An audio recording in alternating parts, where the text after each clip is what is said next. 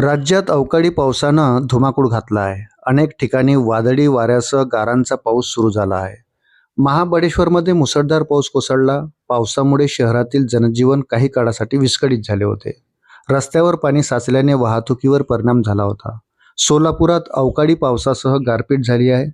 मोहोळ आणि पापरी गावात वादळी वाऱ्यासह झालेल्या अवकाळी पावसाने शेतकऱ्याचं मोठं नुकसान झालं आहे.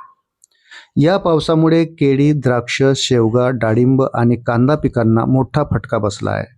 चांदवड शहरासह ग्रामीण भागात अवकाळी पावसाने पुन्हा जोरदार हजेरी लावली.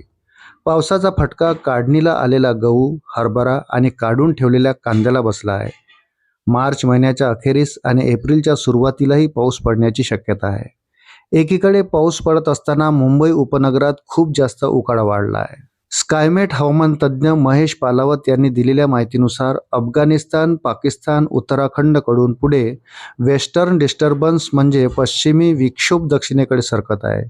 इंडो सायक्लोकोनिक सर्क्युलेशन देखील त्या पाठोपाठ तयार होत आहे, जे अफगाणिस्तान आणि पाकिस्तानकडून भारताकडे पुढे सरकत आहे. त्याचा परिणाम उत्तर भारतात होणार आहे. हे वारे दक्षिणेकडे पुढे सरकत असून त्याचा परिणाम पुढचे 5 दिवस महाराष्ट्रात देखील पाऊस राहणार आहे. दक्षिण भारतात पावसाचा अंदाज वर्तवण्यात आला आहे. पाकिस्तानकडून येणारे वारे भारतातून पुढे पूर्वेकडे सरकताना दिसतील. वेस्टर्न डिस्टर्बन्सचा परिणाम आणखी दिसून येईल. कोकणात पावसाची तुरळक शक्यता आहे. मात्र विदर्भ, मराठवाडा आणि मध्य महाराष्ट्रात पावसाचा 5 दिवस अंदाज वर्तवण्यात आला आहे. राज्यात गेल्या काही दिवसापासून सुरू असलेलं लहरी हवामान थांबण्याचं नाव घेत नाही आहे. हवामान विभागाने दिलेल्या ताज्या अंदाजानुसार मध्य महाराष्ट्र, मराठवाडा आणि विदर्भात पुढील 4 ते 5 दिवस मेघगर्जनेसह पावसाची दाट शक्यता आहे. विशेषतः 30 आणि 31 मार्च रोजी पावसाचा जोर अधिक राहणार असून काही ठिकाणी ताशी 40 ते 50 किलोमीटर वेगाने वादळी वारे वाहू शकतात. 30 आणि 31 मार्च रोजी हवामान खात्याने दिलेल्या माहितीनुसार मराठवाड्यात परभणी, बीड, नांदेड, लातूर आणि धाराशिव, पश्चिम महाराष्ट्रात कोल्हापूर, सातारा, घाटमाता परिसर, सांगली आणि सोलापूर या भागात मुसळधार पावसाचा अंदाज वर्तवण्यात आला आहे. मध्य महाराष्ट्रात मुसळधार पाऊस आणि काही भागात गारपीट होण्याची शक्यता वर्तवली जात आहे.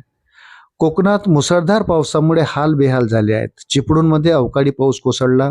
मुसळधार झालेल्या पावसानं आंबा आणि काजूच्या बागाचं नुकसान झालं. तर दुसरीकडे लांजा शहरात तर या अवकाळी पावसाने गारपिटीचे रूप घेतले. मोठ्या प्रमाणात गारा कोसळल्यामुळे रस्ते आणि मोकळ्या जागेवर पांढऱ्या गारांचा सडा पडल्याचे चित्र दिसून आले. सिंधुदुर्गातही मुसळधार पाऊस कोसळला. पावसासोबत विजांचा कडकडाटही मोठ्या प्रमाणात झाला. काही ठिकाणी वीज पुरवठ्यावर परिणाम देखील झाला होता.